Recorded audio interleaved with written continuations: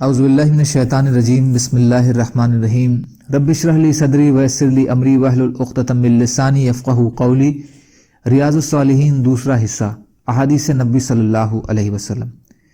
حضرت عثمان بن عفان رضی اللہ تعالی عنہ سے روایت ہے کہ میں نے رسول اللہ صلی اللہ علیہ وسلم کو اپنے وضو کی طرح وضو کرتے ہوئے دیکھا۔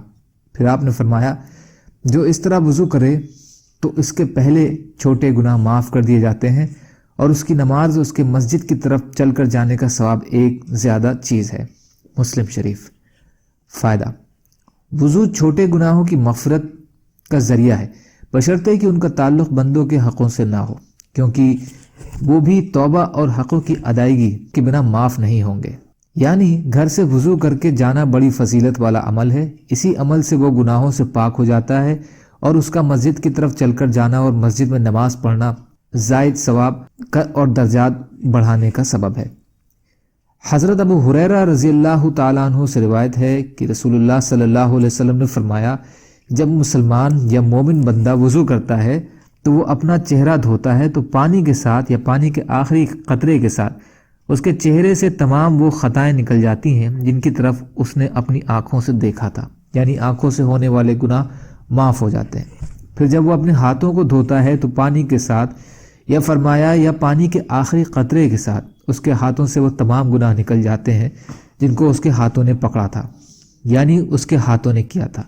اور جب اپنے پیروں کو دھوتا ہے تو پانی کے ساتھ یا پانی کے آخری قطرے کے ساتھ تمام گناہ نکل جاتے ہیں جن کی طرف اس کے پیر چل کر گئے تھے، یہاں تک کہ وہ گناہوں سے پاک ہو کر نکل آتا ہے۔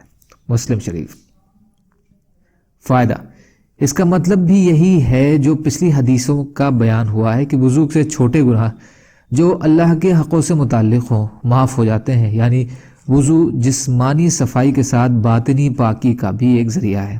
انہی صحابی رضی اللہ تعالیٰ عنہ سے روایت ہے کہ رسول اللہ صلی اللہ علیہ وسلم قبرستان تشریف لائے اور فرمایا، تم پر سلام ہو اے ایماندار گھر والوں، اور ہم اگر اللہ نے چاہا تو تمہیں ملنے والے ہیں۔ میں چاہتا ہوں کہ ہم اپنے بھائیوں کو دیکھیں۔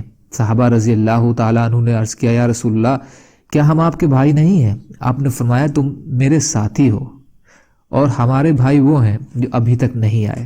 صحابہ نے کہا، اللہ کے رسول صلی اللہ علیہ وسلم، آپ کی امت کے وہ لوگ جو ابھی تک نہیں آئے، آپ انہیں کیسے پہچانیں گے؟ آپ صلی اللہ علیہ وسلم فرمایا، یہ بتلاؤ، اگر ایک آدمی کے ایسے گھوڑے جن کی پیشانی اور ٹانگیں سفید ہوں، خالص سیاہ رنگ کے گھوڑوں کے بیچ ہوں، کیا وہ اپنے گھوڑوں کو نہیں پہچان لے گا؟ صحابہ رضی اللہ تعالیٰ عنہ نے عرض کیا، کیوں نہیں یا رسول اللہ صلی اللہ علیہ وسلم؟ آپ نے فرمایا، تو میری امت کے بعد میں آنے والے لوگ بھی اس حال میں میدان حشر میں آئیں گے کہ وضو کی وجہ سے ان کی پیشانیاں اور ہاتھ پاؤں روشن ہوں گے، اور میں حوض کوثر پر ان کا میر سامان ہوں گا، یعنی پہلے پہنچا ہوا ہوں گا۔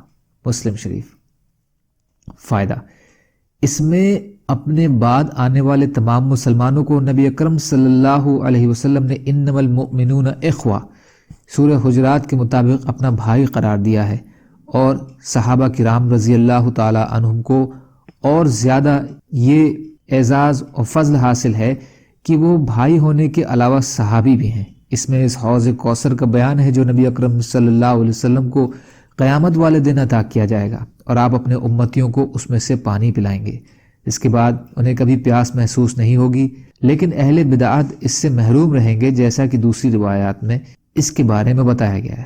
فرد، میر سامان، اس شخص کو کہا جاتا ہے جو قافلے میں سب سے پہلے آگے جا کر قافلے کے ٹھہرنے اور ان کی دوسری ضروریات کا انتظام کرتا ہے۔ یہ امت محمدیہ کا شرف ہے کہ ان کے اغوا حضرت محمد رسول اللہ صلی اللہ علیہ وسلم ہوں گے۔